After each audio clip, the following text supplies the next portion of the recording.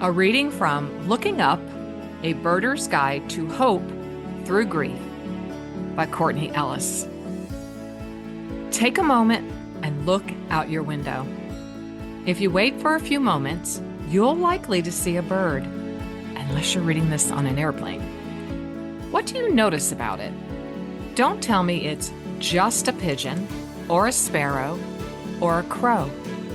Don't discount a Canada goose. Watch it. Look at it. See it. There. You're a birder. You can go as far down that path as you like. Nearly everyone looks dorkishly dapper in a khaki vest. But really, birding is as straightforward as breathing. People can make it competitive or joyless, as they can most anything. But at its heart, birding is simply paying attention, holding still, and opening up to the wonder of natural spaces. It's cultivating mindfulness around creation. It's being present right where you are with what God has placed before us. Rowan Williams describes contemplative prayer as practicing awareness, a little bit like that of a birdwatcher. He continues, the experienced birdwatcher, sitting still, poised, alert, not tense or fussy, knows that this is the kind of place where something extraordinarily, suddenly burst into view. Knows that this is the kind of place where something extraordinary suddenly burst into view. To me, birding is a spiritual practice. After all, as Williams describes, awareness is at the heart of all contemplative practice.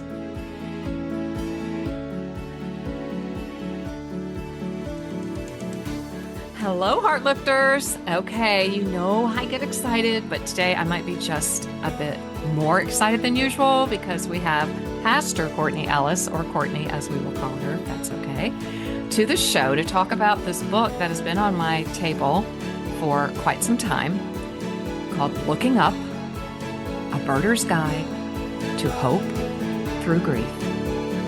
I am obsessed with birds. I'm not yet a professional birder, but one might never, I might get there. But Courtney, welcome to the show to talk to us about your passion for marrying birds and the gospel and faith. Is that fair? Yeah. Thank you so much for having me, Janelle. It's a delight to be with you today. I just have to start here because when I was researching birding, and then a Hallmark movie just came out about birding, so that was quite fun. I learned this little thing called a spark bird. And I'm like, I want to be a spark bird when I grow up. But in the birding world, a spark bird is the particular species that first kindles your passion or your interest in birding. Where did that come from? Do you know? I don't. There are a lot of things in the birding world that have just been kind of part of the culture for so many years. No one knows exactly who coined it, but it's so lovely and descriptive because, at least for me, and I know for many others I've talked to, it does feel like this spark, this little bit of delight that really carries you into the world of birds and birding that is full of even more delight. So much delight. And I know you have a new book coming out, Weathering Change. So as an author, I know you have been living in that book content. So, but I think your passion for birding, I'll just remind you what pages and things that Perfect. all this Love comes from Looking Up, because you're probably really into the Weathering Change mode, I would guess. But there are birds there too. The birds, they end up in all my books. So more happy. Birds. Okay, well, we'll bring you back hopefully. And so what species was your spark bird? I definitely know mine. So I live out here in Southern California. I'm not originally from here. I grew up in Wisconsin. So we have very different birds out here than most of the country. 2/3 of the country has kind of the same swath of birds, but Southern California has some specialties, and the West Coast has some specialties. And my spark bird was a little black and white bird that was sitting in my backyard. And a friend was over to visit, and she pointed out the window and she said, "You have a phoebe in your yard." And I said, I don't know what that is. That's not a category of bird like sparrow or hawk that we all know. And she said, "No, it's a black phoebe. They're very territorial. You'll probably only have one at a time in your yard, but they eat flies and mosquitoes. They're great to have around."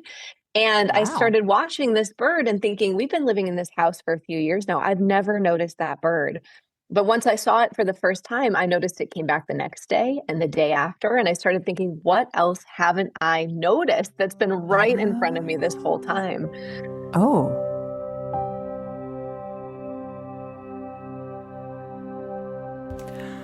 Heartlifter, we're moving into February, which, as the Hallmark calls, Loveuary. And I think Courtney's book, Looking Up, A Birder's Guide to Hope Through Grief, and our conversation is worthy of being paused a lot.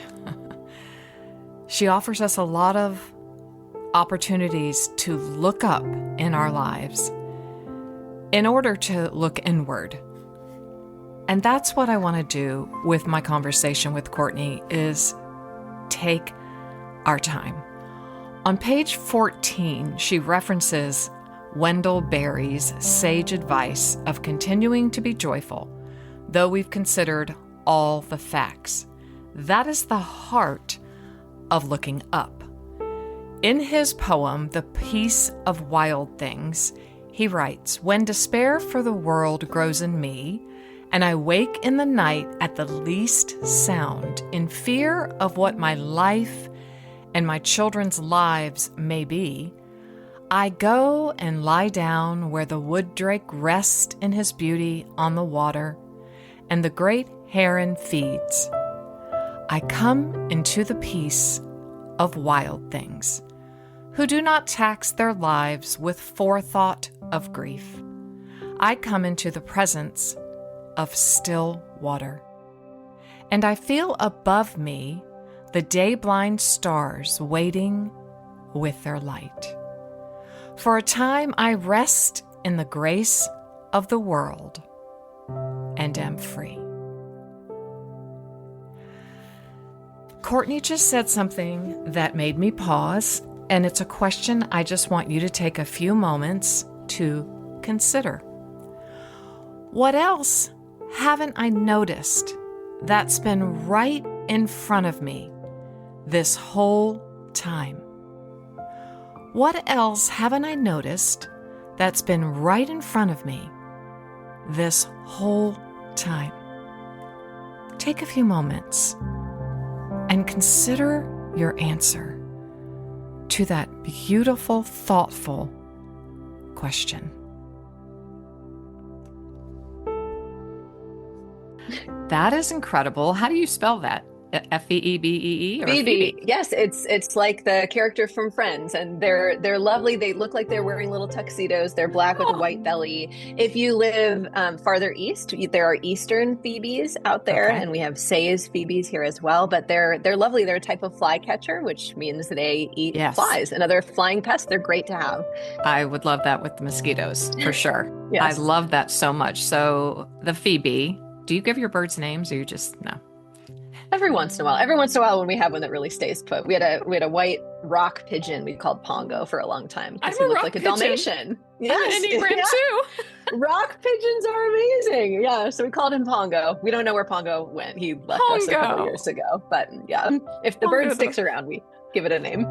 I love that. On your Instagram, Courtney, you did Enneagram birds, like what bird you would be according to your Enneagram number. And I just did it, and it just I cracked up. I just had not ever seen it. And I just thought that is so hysterical. So I'm a rock pigeon because I'm a 2, borderline 4.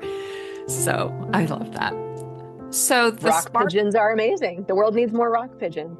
So tell me more. Then we're just going to go there. Tell me. I want to know. I don't know if I've ever heard of a rock pigeon. I've certainly, my daughter lives in Belgium, and there are so many pigeons in Belgium, and they have like a rainbow color effect. They're really beautiful. Yeah. So tell me more about a rock pigeon, because I'm just selfish. That's just the technical name for those pigeons that you see all over the world. So those Okay. city birds, they're sometimes called feral pigeons, but they're so cool. If you look closely at them, they are beautiful. They have They these really are. iridescent colors. They can Mhm. be white, they can be black. There's this whole range of color. But they're amazing. They help clean up the city. They actually are good birds to have around. They're very bright. They're one of the Oh, few species of birds that can drink water without raising their heads. Most birds have to wow. raise their heads up, which Yes. is kind of an interesting adaptation that they have. Huh. And they're just very cool. They're collegial birds. They like to flock together. They like to hang out together. But yeah, pigeons are underrated. Pigeons are very cool birds. I love that. Pigeons are underrated. That is They are. fantastic. As many twos can be Enneagram twos. Yeah, I think that we could talk. I love the Enneagram, so we could talk about that forever. And I loved the threes or peacocks. That was just perfect. It's just perfect. Did you assign these to the Enneagram? Did you do that little exercise?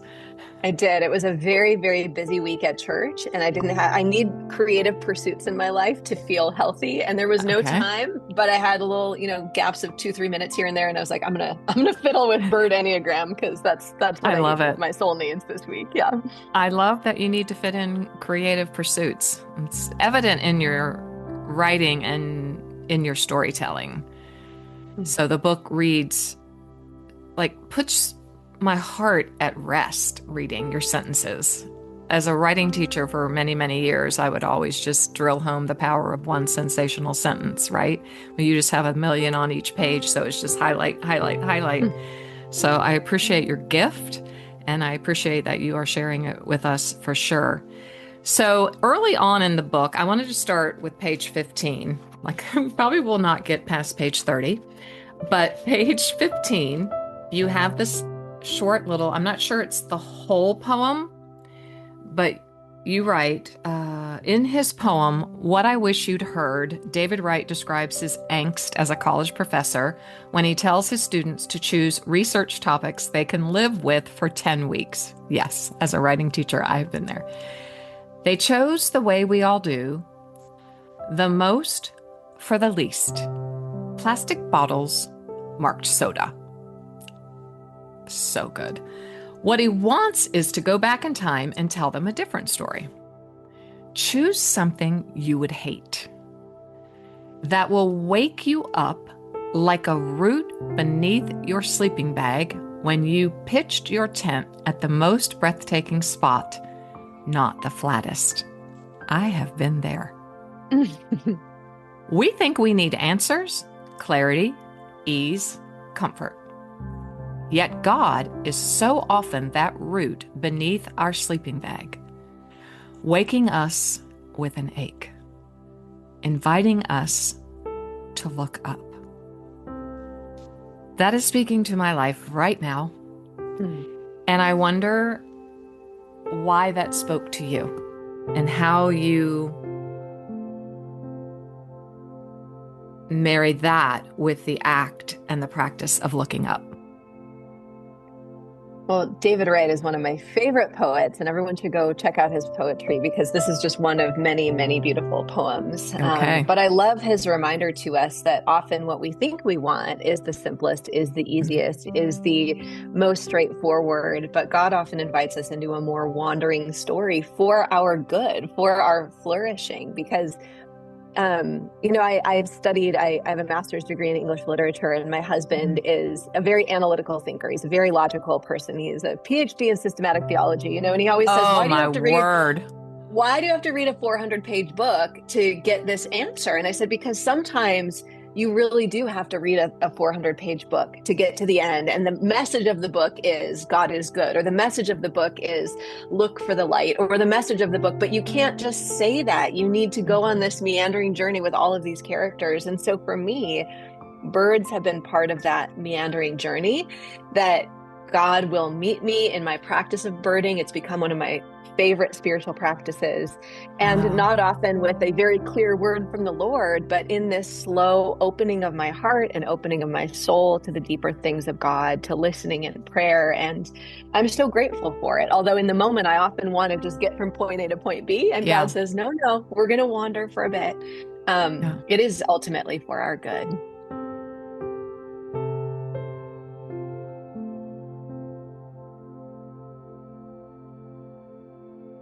For my birthday, I had taken some things into a jewelry store to have fixed. And I looked down and there was this ring. Hmm. And it had this design on it. And I was like, that is so beautiful. Once again, God draws you into things because in my life anyway, I am a noticer, and that's how God and I tend to walk together. And it sounds like you do as well, where something will spark, to use the word we're using today. So this design on the ring sparked me. And I was like, wow, what is that design? I'd never seen it prior to this. And the jeweler said, oh, that's called the Greek key. And I went, hmm, that's got to have a message in it for me, I thought. So I said, okay, well, don't sell that ring. I'm going to come back. And I went and looked it up, and it's part of the ancient Greece meandering river. And it also has a dual meaning with ancient Greco-Roman wrestling, where it was a grip. So for me, it was like, oh, fluid, meandering, movement, but yet gripping. A death grip basically is what it meant. And so aren't we doing that in life all the time? Like God always inviting us to flow and meander, to walk with him, and then also to hold on to him for dear life. So I just love that word meander. And I think I can imagine birding be a meandering practice. So what I hear you saying, I think is hard to put into words typically when you're trying to explain to someone how to enter more contemplative practices, stillness, silence, solitude. It's like you just kind of open yourself up. Can you give a little more insight into what that might look like for someone who perhaps resists that kind of activity, would you call it? Not an activity, but a practice, a rhythm. For sure. I think that's one of the reasons birding has come to mean so much to me and be so helpful in my spiritual life is I'm a person on the go. I'm fast, often at my own expense, right? Like the wheels are turning and we're moving and we're going somewhere. And Yeah. so I struggled for years and years to have any sort of contemplative prayer life because as soon as I sit still, I'm very antsy and I'm writing a grocery list in my head. And, I think that's true of many of us. But the beauty of birding is what it does. Even if you just go walk out in your backyard and spend 10 minutes listening and looking, is it allows you to be still while being active because you're looking and you're listening and you're paying attention and you're honing your awareness of the world around you. You're honing your awareness of what's going on inside of you. Often I'll sit there and I'm so antsy for the first few minutes, but then it's like your soul is this snow globe that's been shaken up and the snow starts to settle and you can begin to hear from God and hear about God's love for you as you hear the birds, as you watch the birds. So it is so much easier for me than sit in a chair in your quiet bedroom and try to focus on God. I struggle with that. But when I'm outside, when I'm looking for birds, I can hear from God and I can hear the voice in my own soul. And so if you struggle with contemplative practices, you're not alone. Most of us do. For sure. But birding and things like birding, hiking, walking, even just sitting near a window and watching the leaves move in the wind, these can be great tools in honing our spiritual lives. Yeah, it's a definite invitation to that practice of mindfulness or watchfulness, as we might say, in the Christian community. But I love that it is a practice of attention. And one of the exercises you give early on is just to start by looking out a window. It's actually in your study guide. Great study guide, by the way. And I will definitely link where readers can find that because, well, I'm saying readers because I want you to read the book, listeners, but about just start by looking out a window, right? And you really can't look out a window and you write unless you're on an airplane. Yeah. And that would not probably be a great thing to see a bird up that high in an airplane. To just look out your window and see who shows up, right? Yeah. And I have strategically placed around my house bird houses and, bird feeders so that I can. My spark bird was the goldfinch for Hmm. sure. And I was homeschooling my three children moons ago. Just had seen these flits of gold around and thought, what are these? I was not really into birds prior to that. So I would have to say it was a spark bird.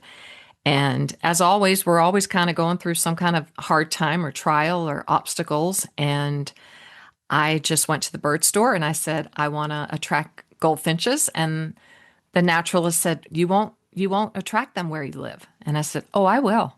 Yes, I will. I will. And so I did. And I can remember the day we were sitting at our lunch break and eating ham sandwiches, and there they came. And I screamed out loud. And I have always just said they're lessons in gold. Hmm. They show up for us because birds have a way of doing that when we I most need do. them. So you quote Wendell Berry and Mary Oliver. You must be such a poet in your heart and soul because those are also two great writers and poets. And on page 14, I just was so curious by the heart of looking up. You write, let's see, let me start back here in 13. Told you I probably won't get very far because the first intro is so full of juice and greatness. This story is about birds, yes, but even more than that, it is about paying attention to grief as an avenue toward hope. Wow, what a visual. The birds are secondary in a way. They are my spark, but they need not be yours.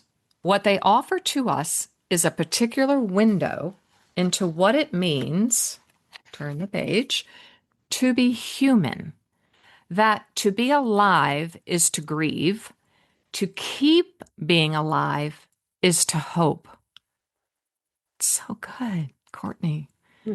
To do either is to follow Wendell Berry's sage advice of continuing to be joyful, though we've considered all the facts. That is the heart of looking up. And we're all about hearts here. So I love what is the heart of looking up?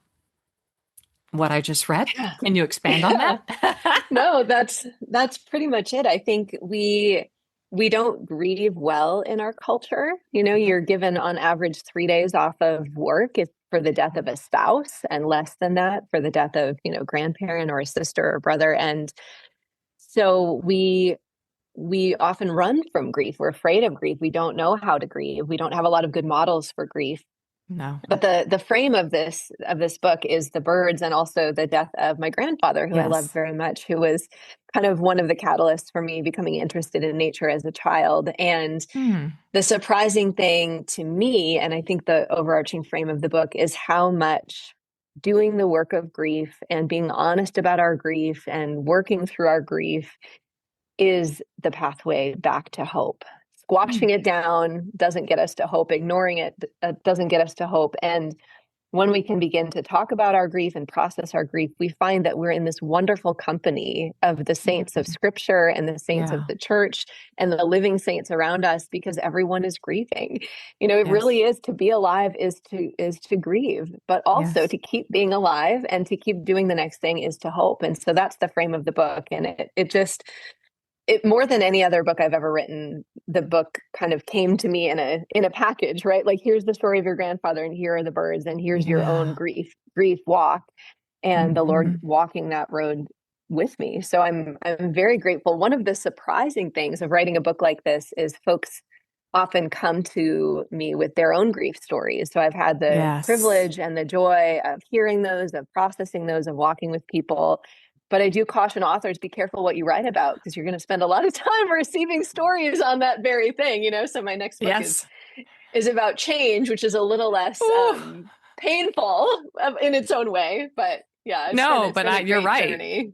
And you are a pastor as well. So I would think that you're very experiential in what your experience with God is because you are a storyteller. And so I know for me, anyway, I'm a very experiential writer, teacher, and I usually experience it before I write it. And then, like you said, when you are privileged to hear people's stories as an author, a pastor, whatever, a clerk at a store, people are telling stories all the time if you are open to hearing them.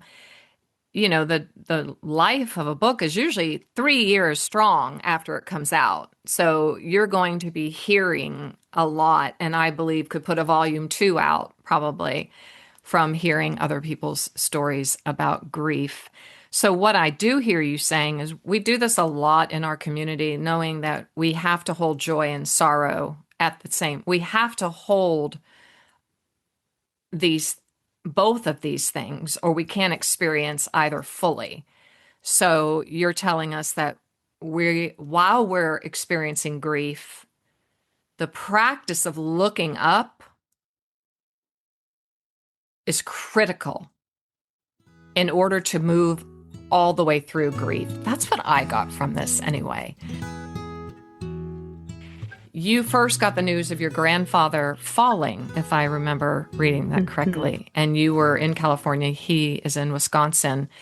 And I loved how you put that, because being at the age of 66, I'm at the adolescence of aging, and you were like, oh no, he was in his 80s, but oh no, eternity might seem to be closer. The eternal might be closer. It's that feeling when you're watching someone age, So when you received that news, what was that like for you? Yeah, it's hard to be so far away. God has taken, my husband and I are both pastors. He's taken us out here to California. My husband's family is out here, but we're far from my family. And we feel that in dozens of different ways. It was very hard during the pandemic. It's very hard often now. Mm-hmm. And sometimes you have a real sense that this is going to go more quickly than the doctors say. Mm. And I'm a pastor. I deal with a lot of death and dying, and we You know that do. often the fall is the start of a series of unfortunate events. And I Yep. just had the sense I need to go back, and I flew back. It was the start of Holy Week, which is the busiest week in the church year. Oh, And my husband, God bless him, was like, "You need to go. You go." Was able to be with him the day he died, and that was such a tremendous gift. So wow. the sense of the Holy Spirit leading us and pressing us in one direction or another, and that deep learning that hope and grief are not opposites, they are cousins. And the ways that God Mhm. ministers to us in our grief, the way that God reaches to us in our grief, the way that we are not alone in our grief, in the deepest, darkest recesses of it, is a profound avenue toward hope. And I think Mm. people who have grieved are often the most joyful people in our midst, because they know Yes. about the uncertainty of life and the goodness Hmm. of God and how those things are interwoven. So I'm grateful for the lesson, as hard as it was. And I think the other thing that really surprised me is I spend so much of my life around death and dying, and Hmm. to realize, I have some expertise in this. I was a hospice chaplain for a season before I was a Oh, pastor. wow. And yet Wow. when it's when it's Mhm. your family member, it's completely different. Mm. And I've been at my church now for 11 years, so I'm no longer really burying congregants. I'm burying friends. It's harder now than it was, but still, none of the folks I serve here rocked me to sleep as a baby. It's different. No, And so no, being, a kind of death and dying professional does not prepare you in the same way for no. losing your own family. Can you speak to that difference of how you moved through that just as a human, as the granddaughter? I'm a new grandma to Hmm. there's five under three. Oof. And I know it's been a blessing and craziness. And so I am, of course, immersed in the impact of grandparents, but I would love to have you speak to that. A lot of our listeners are in that same place and losing parents. And so that would be the grandparents for your children, our children. So, how does that differ? And maybe what did you offer yourself? We can be professionals in different areas, but we can't professionalize ourselves. If you're at that, I was at that hospital bedside, not as a pastor, not as a former Yeah. hospice chaplain. I was at that bedside as a granddaughter, and sitting with my mom as her daughter, and sitting with my sisters Oh, as their sister. And so I think giving ourselves permission to be people first Mhm. rather than professionals. It can be tricky if you're in that realm. I was at a hospital bedside many years ago with a man who was dying, and his two of his three children were nurses. They were professionals, and they were Wow. like, we should take his vitals, we should this, we should that, and we really had to talk together about, no, you're the daughters here. Like, there's another nurse. It doesn't have to be you, but it can be, a way to distance ourselves from our own grief. And when we do that, it will show up later. Yeah. So I was very much the granddaughter at the hospital bedside. And then I flew home and I had to lead Good Friday services. And I was like, I can do Oh, this. I've got this. I'm fine. And I made it through, but I should have handed that baton off. I needed a couple of days to be the granddaughter, and I got through, but I had nothing left at the end. So I think yeah. giving ourselves that extra grace, that extra time. No one in the congregation expected me to be the consummate professional, 2 days after Oh, I'd that's been beautiful. That's at a beautiful. hospital. That our congregation is so lovely. But to give yourself that grace and that Yeah. space and that Mhm. opportunity to be a person first. Yeah. What was the nature your grandfather gave you a love for nature, but what was his greatest impact on your life? Growing up around him, you said, were you all a spiritual family?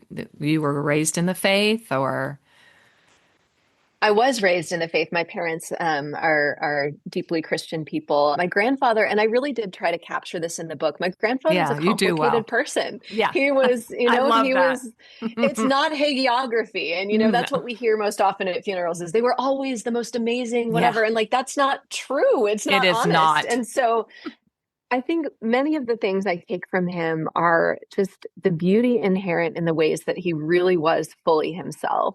He was You very say that. introverted and he Mhm. wasn't apologetic about that. He loved nature on his own terms. One of my favorite stories about him I don't share in the book is he lived on this little lake in Hazelhurst, Wisconsin. And every summer, tourists from Chicago would come up and they'd rent big boats and they'd zoom around on the lake and they'd disrupt his fishing. And he did not like this. Oh But he no. was very non-confrontational. He was not going to get out there and yell at them or ask them to move. But every once in a while, they would anchor a fishing boat right off of his dock. And so it'd be 90 degrees, middle of the summer, and these folks from Chicago, and they're playing music and they're Oh smoking, it's yeah. this whole thing. And so he would go inside his house and put on his full rain suit, pants, boots, coat, hat, and then he would just walk to the end of his pier and just walk around on the end of his pier muttering to himself. No confrontation, no anything. And the people would kind of look up at him. And then, there's this like, we're from Chicago and we already think these rural Yes. Wisconsinites are a little bit, Yeah, a few like hens left out in the yard, and they exactly. would just, you'd hear the motor start and the boat would leave. And I That's just love that that was his, fantastic. right? I'm not going to yell. I'm not going to create a scene. I'm just going to make them maybe take Nervous. their boat somewhere You're going to else. make them Yeah, really it was. nervous. So there were many things like that. He was very unassuming, and Eccentric. yes, he was a very beautifully simple person. And I think the older I get, the more I realize what a gift that is, that we don't need more and bigger and better. What we need is to watch the birds at the feeder in the backyard and to be really excited when the bear wanders through and to spend time ice fishing because the winter is long. It's those things that I think sustain us in our own ways wherever we are. Spoken like a true native of Wisconsin. Can't Few help it. hens left in the yard. Yeah. Ice fishing because the winters are long. That's Yeah. not Virginia, that's for sure, or Southern Cal, I don't think. But somewhere in your notes, you wrote somewhere, and I don't remember where it is, that one of the birds that you have, and you have each chapter has a significant bird. I'll just read them quickly for everyone. I'll cheat. I won't make you. But you have looking up, so that's birding. Death is vultures. It might be the turkey vulture. I don't know. I'm going to come back to that. Uncertainty, Hmm. mockingbirds. Life, sparrows.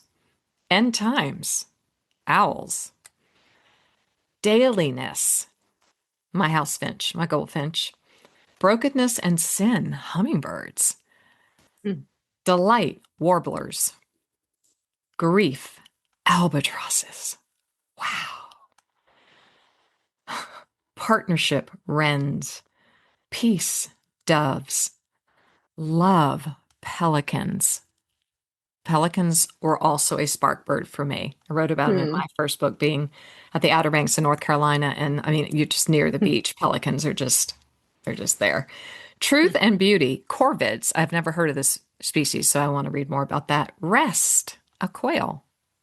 And then hope, birds in general. So, and then you also, just so you know, Heartlifters, she does have a whole appendix on how you can start birding. So I'm an evangelist for two things in this life. One is Jesus, the other is birding.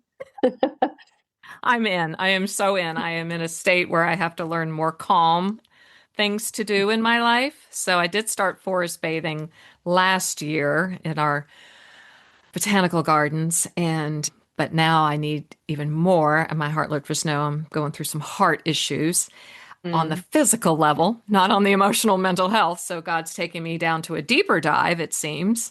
And birding is definitely on my radar. But you talk about turkey vultures. And the minute I saw that, it just reminded me of we used to live out in the country, and our neighbors were hunters. And you could always tell when a when a deer had been caught and brought, because the vultures were just lined on the fence. But you just bring so much beauty and light to everything. You write, nature regularly blurs the lines between beauty and mystery, and comedy and horror. The end of life can do the same. Have you ever experienced any of these 4 descriptors of the end of life? I'm telling you, this study guide, you guys, is so incredible. And you make the case that we are all grieving. You said that already, so I don't want to go by it too fast. And you give us an exercise to list small temporary griefs, like dropping an ice cream cone, which my 3-year-old granddaughter did this summer, and it was horrendous. You would have thought the world had just come to an end. So for her and for her mother, who had to manage the cone falling off the ice cream cone, it was grief. You give a whole list of things. And so once again, thinking of a turkey vulture, you call them janitors of the bird world and priests. Why did you link?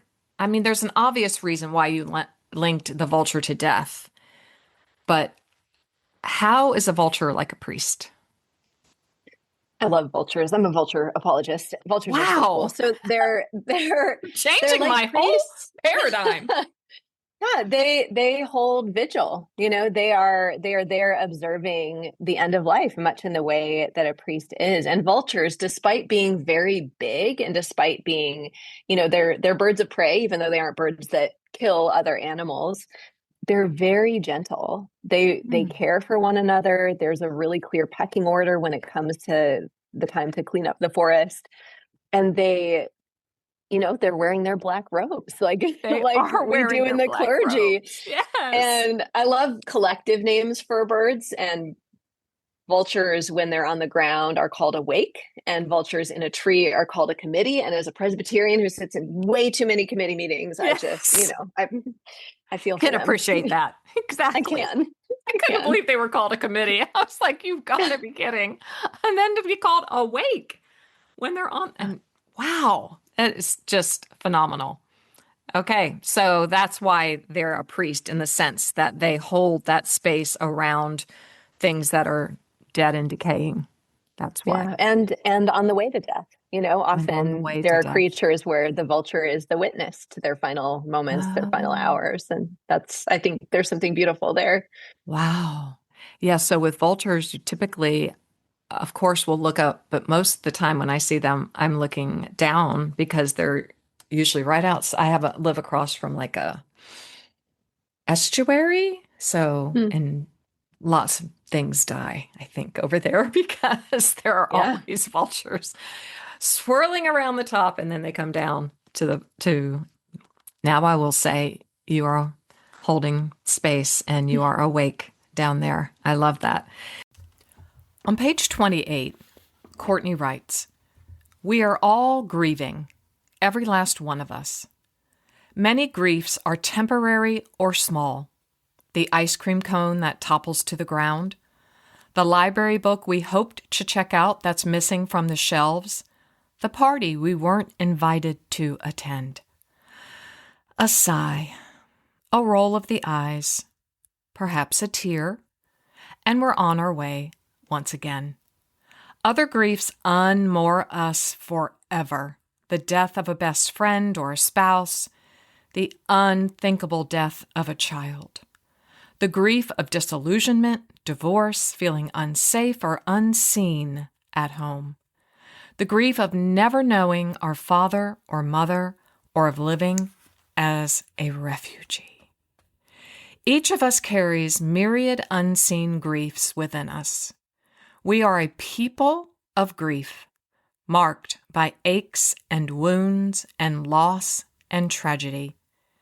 Yet we exist within a culture that does not grieve well, one that experiences a great poverty of ritual and communal practice. We struggle to mourn collectively. We struggle to mourn individually. We are not typically tender to those fresh with grief, or carrying the heaviness of complicated sorrow, or even just taking a moment to sigh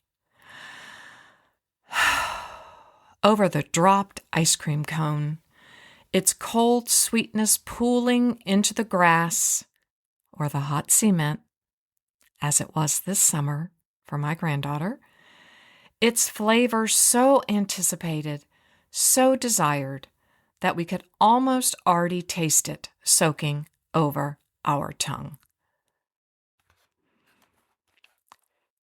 Grief shapes us. How we respond to grief shapes us too. We may share it or stuff it down, navigate it or listen to it, or welcome it or run from it. But none of us will escape its effects.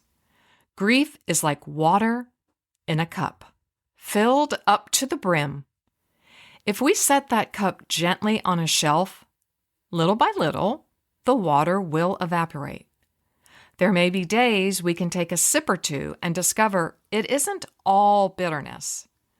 Or we pretend the cup is empty, pick it up carelessly, and watch it slosh all over everything, while telling ourselves we aren't all wet. We are all grieving, individually and collectively. We're going to stop here, and we're going to think about perhaps those areas in our lives where we may have put a cup of grief up on the shelf and just allowed it to slowly evaporate. We might pick up the cup every now and then and take a sip or two. Or sometimes we pick it up and it just sloshes all over everywhere. She makes the case on page 28 that we are all grieving.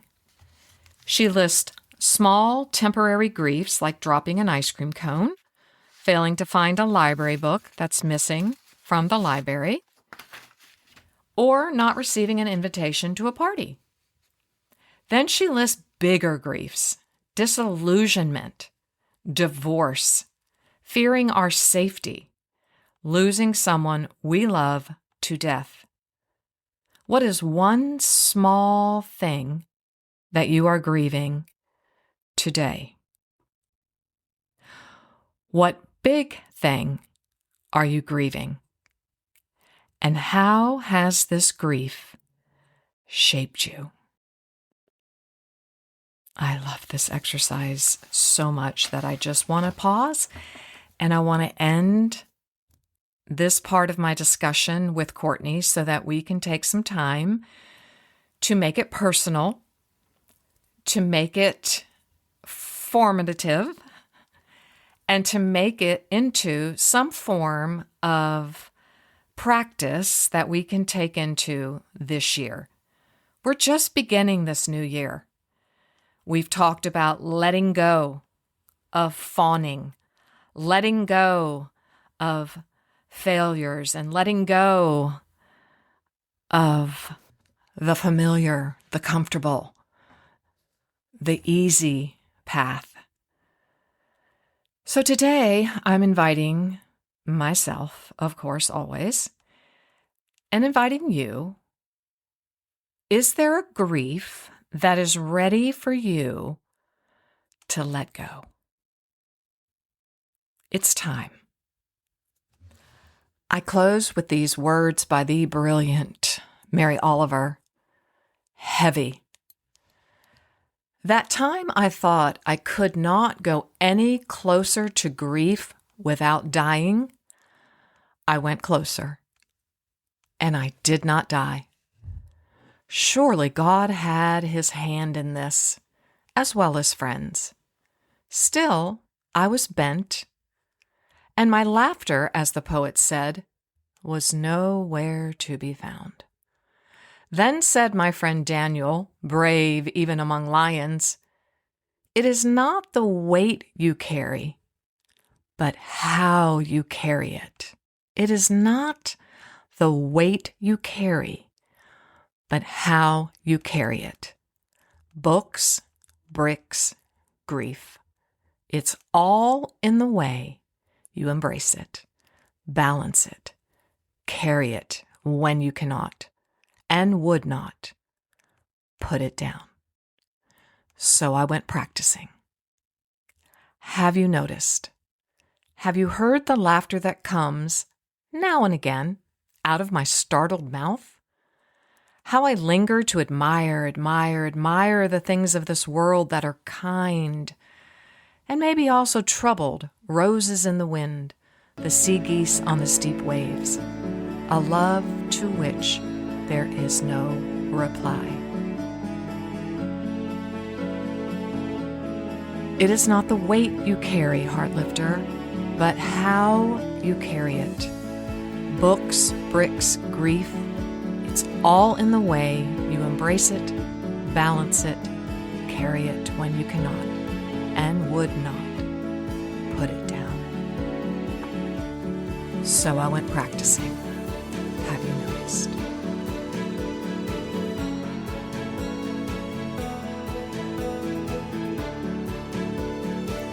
Thanks for listening today, Heartlifter. I am so thankful that you are here. I pray your heart has been lifted and that you have found hope for your heart-lifting journey.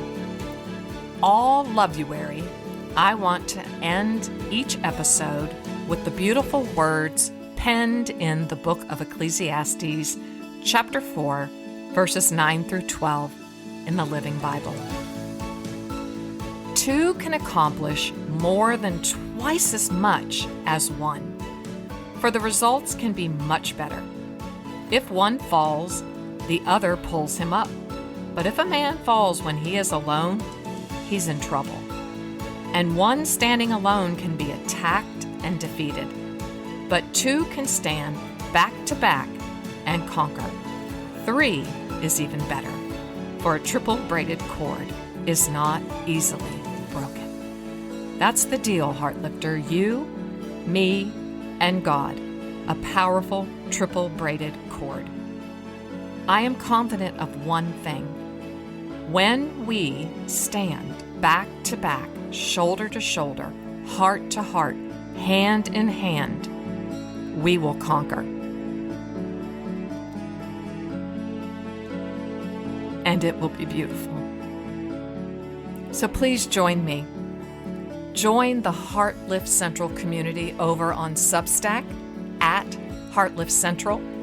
There is a free and paid subscription, and for all paid subscribers, during Lovuary, you will receive daily heart lifts that will lift your heart, and they will encourage you and help you learn how to carry the heavy things you are carrying. Remember Mary Oliver, it's how you carry the weight. It's all in the way you embrace it, balance it, carry it when you cannot, and when you would not put it down. So together, we're going to encourage one another to release, to let go of the heavy weights that are bearing down on us so that we can walk in newfound freedom. And join me on Instagram at Janelle Reardon. Those are the places we meet. And together, back to back, we will move into 2026 with a renewed sense of power and purpose.